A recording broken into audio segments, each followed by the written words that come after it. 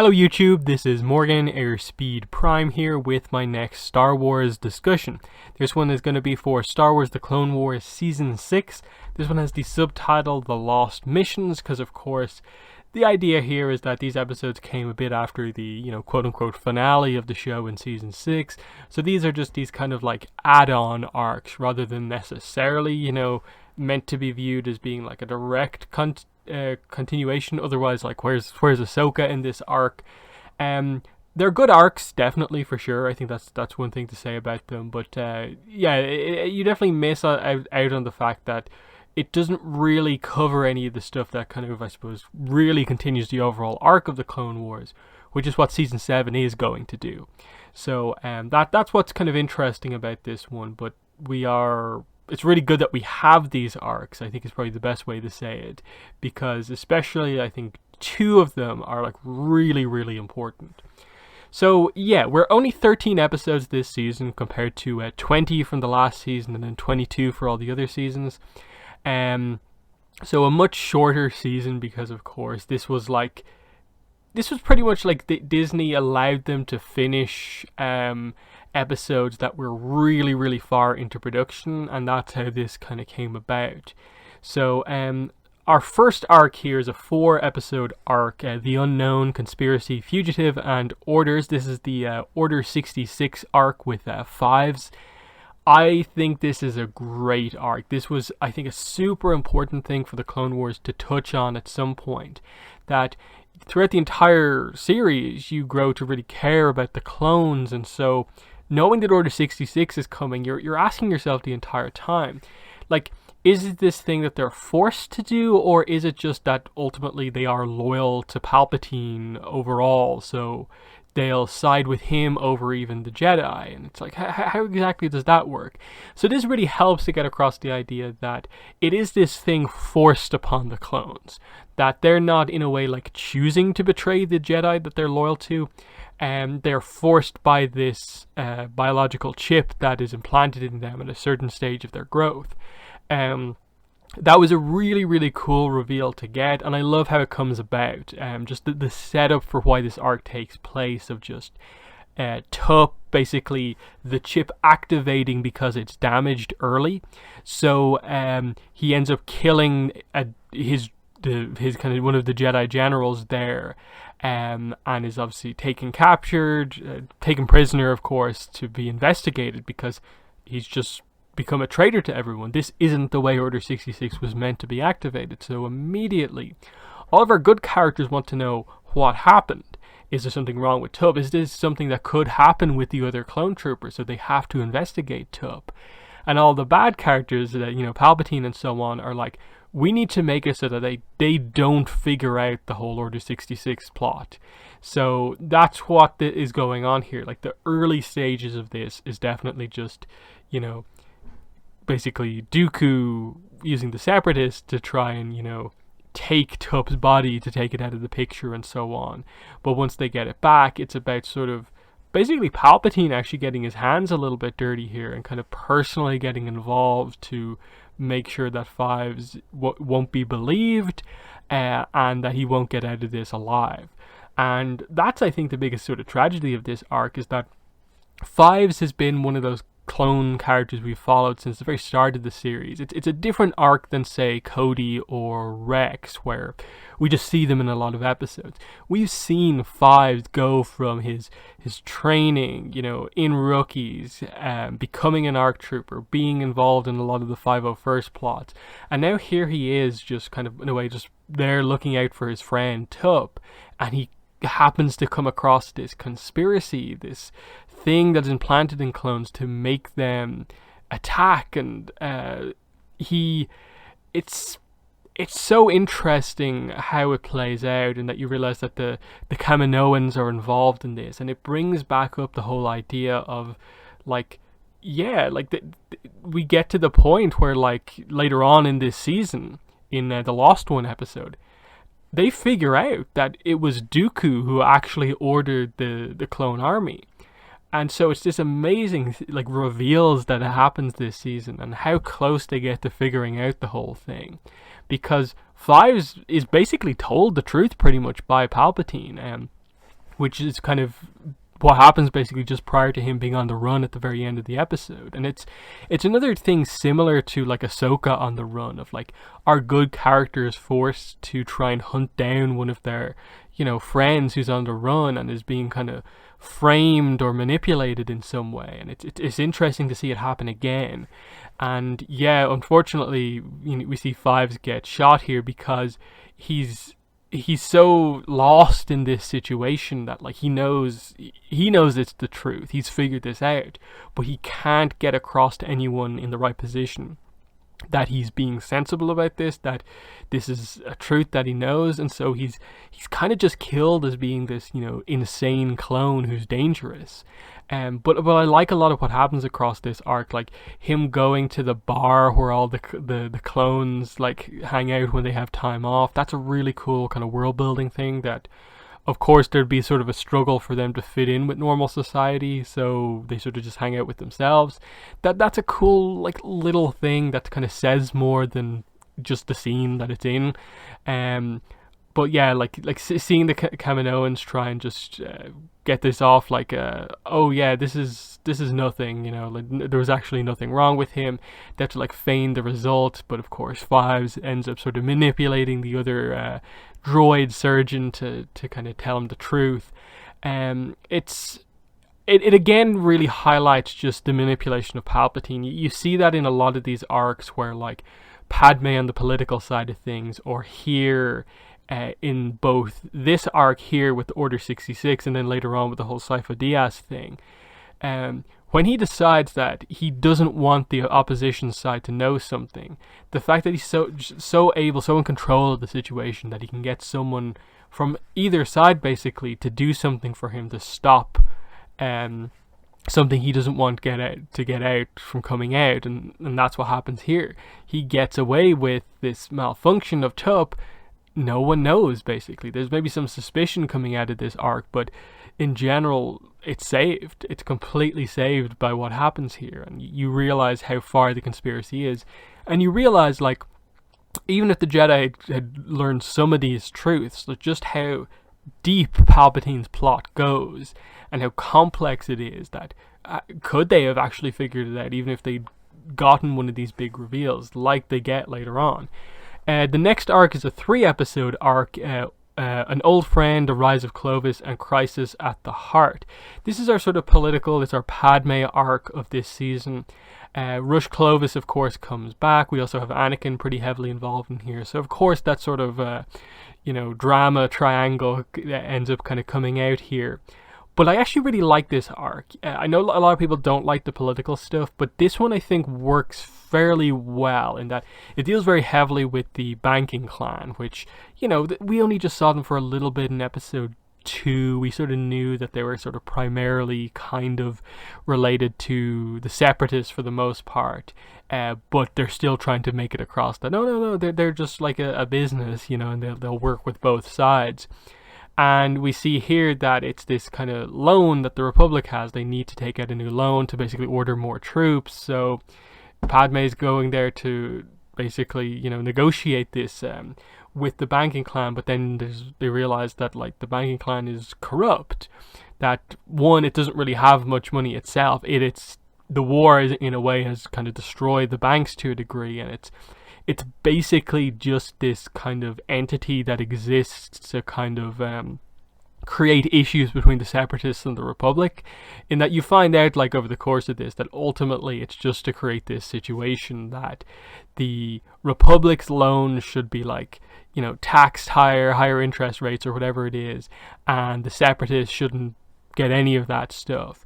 And in the end, it's like Clovis is put into this position once the, you know, former heads of the banking clan are revealed to be corrupt, but then Dooku comes in and manipulates Clovis into doing what he wants. And so ending the arc with just the idea of, you know, Clovis dies, Anakin, you know, is there. It's a sort of similar thing to, like, you know, Ahsoka with you know, Steela and, like, Lux, and that she saved Lux but couldn't save Steela. This is kind of like that, but ultimately Anakin didn't really care too much about Clovis, because Clovis was eventually revealed to be pretty corrupt in this, though at the same time, I like that this arc does make him into a fairly complicated character. That we've had, like, 5-6 episodes with this character across the Clone Wars, and you actually care about him to a degree, and that, like, you get some of his backstory here, and that, like, he has history with the Munes, and that's why he is considered like a candidate to be the next one, sort of in charge of the banks and so on. It's pretty interesting. And then the whole time, like, behind the scenes, like, Palpatine once again sort of manipulates things by, like, bringing the fact that he's able to, in any situation, he is able to bring the Separatist army to attack or the Republic army to attack. So he can just basically get himself out of any situation here because he controls both sides, and that's what's so I think amazing about the position that Palpatine is in during this kind of time period. But yes, a solid arc. And then with the Anakin and Padme stuff, you get, like, some of the more sort of intense kind of issues within their relationship here, of, like, her saying, our entire relationship is based on, like, secrets and lies, and she gets, like, so frustrated with Anakin's approach to dealing with Clovis, but then she realizes that kind of Clovis was in on this, and it's just this kind of whole mess of a situation that happens. But it gets into the idea of, like, ultimately they can live their lives to a degree with it being a secret, and it works for the most part, but there is part of both of them where they do wish that they could just be kind of very open and public with it if they needed to, and it doesn't have to be a secret. But because Anakin's a Jedi, because she's a senator, it has to be kept a secret. So pretty interesting. Next we get a 2-episode arc, The Disappeared Part 1 and The Disappeared Part 2. This was a very interesting one. This is probably the arc from this season that people like the least, but I still think it plays a role. Like, it's not the most important one, but because it has Night Sister stuff at the end with, the spirit of Mother Talzin being there at the end, and that kind of, linking into things. Plus, I think one of the more interesting kind of character team-ups in the Clone Wars of just Mace Windu, like, the most serious Jedi Master, being teamed up with Jar Jar Binks, the character who is known to frustrate even the most open of characters. So you immediately go in knowing that this isn't going to work very well. Mace Windu is not going to like Jar Jar's style at all. And, Jar Jar's respectful of the Jedi, of course, but, like, Mace Windu is just going to have nothing to do with Jar Jar. The thing with this one, though, is that I actually like that they sort of create more of a backstory surrounding Jar Jar, that he actually has this, like, relationship with what is it, the queen of this planet, and they are actually kind of it could happen again, and, like, he's actually important in this because this is someone who really respects Jar Jar, and the Jedi are only allowed to sort of investigate what's going on here because Jar Jar is there as their sort of, like, mutual friend.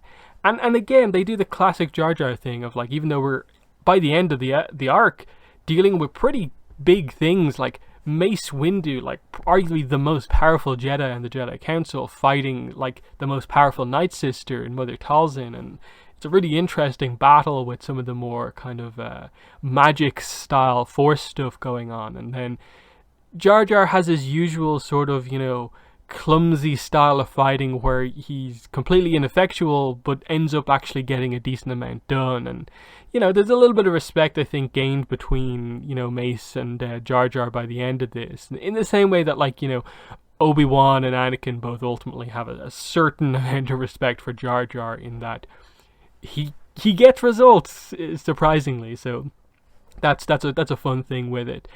The last arc is a 4-episode arc. Most people just call it the Yoda arc. It's the sort of Force Ghost arc in a way. But the first episode of this one is sort of a little bit more separate than the other ones. Like, the Lost one definitely feels more like a sort of standalone episode, and it's related, of course, to the other ones. But Voices, Destiny, and Sacrifice is very clearly a trilogy of episodes, whereas the Lost one feels just a little bit more separate. But the Lost one, like the Order 66 arc, is super important to learn about, because finally, one of the most, like, mysterious things kind of in, like, the entire franchise, in terms of something stated in one of the movies, has always been the whole Sifo Dyas thing. Who is this Jedi Master? What was his involvement in all of this? It's the one kind of thing from Attack of the Clones that you were always like, what is the situation here? And this is where we finally get into the idea of, like, especially if you know some of your other canon here, Sifo Dyas and Dooku were like best friends. That's a key point in all of this. This is how kind of Dooku kind of is so kind of aware of this. This is in a way why Dooku is able to sort of get Sifo Dyas to be involved in this to like a certain degree. And obviously the truth ends up sort of coming out here. They find his lightsaber. They begin to investigate his death, that it wasn't just that he went to this planet and was killed there. There's a deeper conspiracy to this one as well. And of course, this is where, like, Sidious tells Dooku, erase any link that you have to this. This shouldn't be information that they know. They shouldn't know that. Of course, no one should know who actually ordered the creation of the clone army. But over the course of the investigation, and the one thing that Dooku sort of left out there for it to be sort of tracked, Obi-Wan and Anakin do find that, and like the Pikes are involved. They end up finding one of the guys who was sort of there on the mission where Sifo Dyas was killed, and he reveals to them that Darth Tyrannus, like Dooku's little used Sith name, is actually Dooku. So that is actually sort of a reveal that happens here, that Dooku is outed basically within this episode as being Darth Tyrannus, and that he was the one who killed Sifo Dyas. And so it is this big reveal that happens at the end of this episode where the Jedi Council realized that Dooku basically helped. Dooku was the one who ordered the creation of the clone army. And they kind of don't know what to do with this information because there's still a war going on.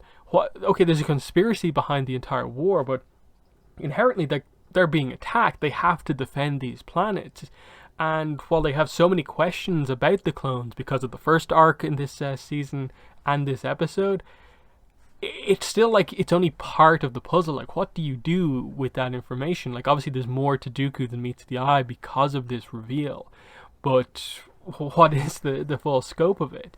And that's what I like about this. They don't give you all of the answers, but show you how complex of a situation it is. That, okay, this is a good way to put the pieces together. Dooku used his connection to a Jedi Master they knew really well, who had sort of similar views to him, who would do something like go against the Council and make something like this happen, but obviously do it himself so he gets it exactly the way he wants, kills Sifo Dyas so he can't reveal the truth about it. And so it's just this mystery about who ordered the creation of the clone army, but we know who's actually behind it because we saw in the first arc the Kaminoans are ultimately still reporting to like Dooku and Sidious and so on. So I think very strong episode, the Lost One. The last 3 episodes is basically the Yoda arc where we properly get into it here. It's just, okay, how does Yoda learn to become one with the Force? The whole Qui-Gon thing. How do the others learn what Qui-Gon learned to do in part? This is how it happened. So of course we have from Revenge of the Sith. Is it in it? Like, it's kind of a partly cut scene. I think they don't go into the full detail on it, but I think the Qui-Gon bit is still in there. So it's that Yoda. It is confirmed. It's canon from Revenge of the Sith. Yoda had contact with Qui-Gon. He knew this thing. He learned this thing, and in that scene is him revealing that he knows that to Obi-Wan, and that it is also something that Obi-Wan should learn as well. So this was a needed arc to find. Okay, when did Yoda do the training? This is when he did it, just prior, basically, to Revenge of the Sith. So it starts, of course, with Yoda hearing voices of Qui-Gon, and so because Qui-Gon can't appear in like physical form, he can only appear basically as effectively a kind of he can't manifest himself completely, but he can manifest like his thoughts and still use the Force. It's just he's part of the Force instead of being able to like maintain some level of like a being beyond the grave. So yeah, this is where of course Qui-Gon basically says, okay, this is what you need to do. This is how you have to learn the process behind learning to basically become a Force ghost, to do the thing that the Sith can never do, and that is, exist beyond death, but not in the way that the Sith kind of would want it. And it's an interesting episode because we see like Yoda try and bring all the Jedi Council in on this. He's unsure about if he should tell them. Then he does tell them, and they do the multi-day long meditation, and they still can't reconnect Yoda to Qui-Gon's spirit. But they go to like the hospital, and they kind of put Yoda close to death, where he finally can get the information that he needs. And then he uses Anakin to kind of give him that opportunity to escape from basically everyone else, because he wants to do this on his own.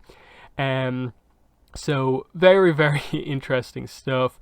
And then we then go to like in Destiny, we actually get the whole idea where he meets the Force priestesses, and he learns about the sort of the origin of the Force to a degree, the trials that he has to face in order to deepen his connection to the Force, to unlock that ability. And there's a lot of interesting stuff as we go through this. Like he ends up having to go to like the Mara Band or Korriban, whatever way you want to call it, and he has to come into contact with what seems to be the spirit of Darth Bane.